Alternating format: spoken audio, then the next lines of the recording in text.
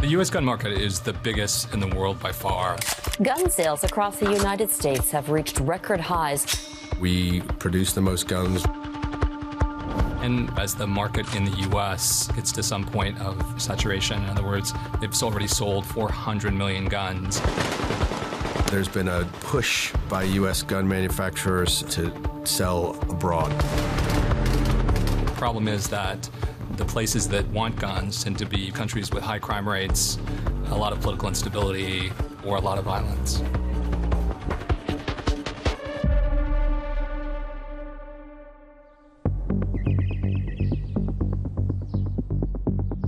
There are now more guns than people in the U.S. And even though American gun purchases haven't slowed down, manufacturers have set their sights outside the U.S. to boost sales as well.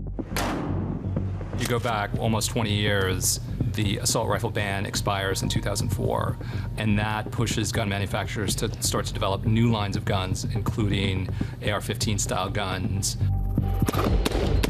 At the same time, the gun industry and individual gun companies start trying to tap international markets as a way to grow more sales. And so the U.S. manufacturers, they've used both, their own money, their own power. They've used advocacy groups like the NRA that help open markets for the U.S. and to beat back gun control in other countries. And they've also used the power of the U.S. government. A regulatory change begun under the Obama administration and completed by the Trump administration in 2020 gave gun manufacturers the greater freedom to export that they'd been looking for.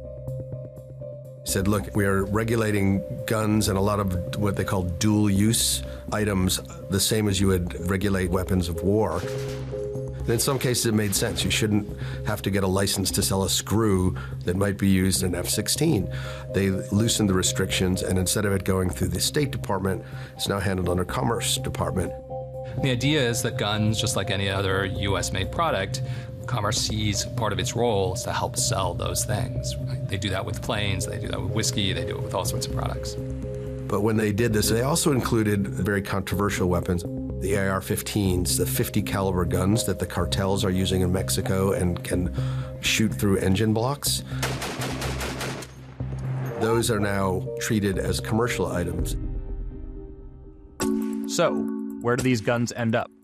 Well, it's probably important to note that most countries in the world don't want to buy U.S. guns because most countries in the world have relatively strict gun laws. And so you have this mix of U.S. guns going to places with a lot of instability and not the strongest hold on democracy. Tracking gun shipments is very difficult because they don't put much data out, and what they put out is very complicated. You need a license to export guns from the U.S. In order to get the license, you have to have approval of the country where the weapons are going to go. Where the guns go once they end up in those countries are, a total different matter.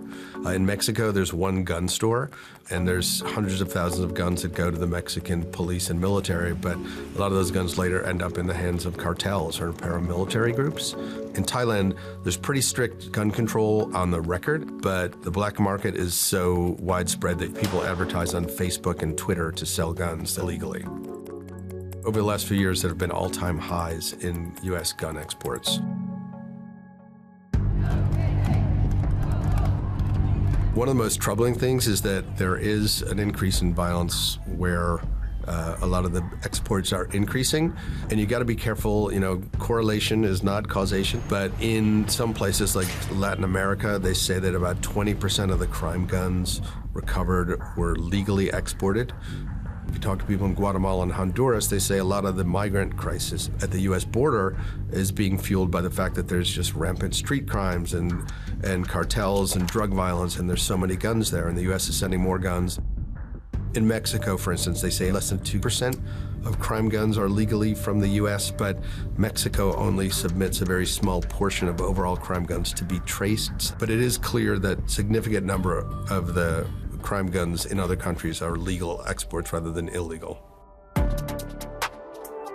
Along with guns, manufacturers are doing their best to spread the culture around guns as well. In order to sell more guns internationally, is these gun manufacturers, gun lobby, they want to export American gun culture as well, which is, owning a gun is a right, to, as violence increases in places like Central America and elsewhere, that the best way to counter that violence is to arm ordinary people so that they can defend themselves. Sig Sauer, for example, has something called the Sig Academy. They will fly people over and let them try a lot of different guns, shoot guns. At the same time, they're in the U.S., they travel business class. It's a nice trip. They'll also do a lot of sponsorships for police departments, for events, and that creates a sort of a relationship between the gun manufacturers and the buyers in these countries. There are instances where legally exported American guns can be proven to have been used in mass killings in foreign countries. So one of the things we started to do is look at the sales of U.S. guns abroad, and one of the things that popped up immediately is that Thailand buys more U.S. guns than just about any other country. A lot of those guns has come through this unique program called the Gun Welfare Program. Thai police didn't have very many guns, and the guns they did have were old and didn't work very well. So they negotiated with Sig Sauer and other companies pretty good prices for the guns. The police would buy them as personal guns and then use them when they were on the force. The problem is that warped the market. So rather than just buy one of them, people started to buy 2 or 3 of them, and then you have an investment. You could sell them. So these guns sort of flooded the country. We followed one in particular, which was a P365 that Sig Sauer sold to a policeman in 2021, and that policeman was later fired for using drugs and ended up using that gun in the worst mass shooting in Thailand's history. 36 people were killed. It's a small, tiny little village. 24 of them were children. It's not only one of the worst mass shootings in Thai history, it's one of the worst mass shootings in the world, period. The prospects for reining in profligate gun exports might be slim, but increasing restrictions could be surprisingly simple. The president can do it with the stroke of a pen.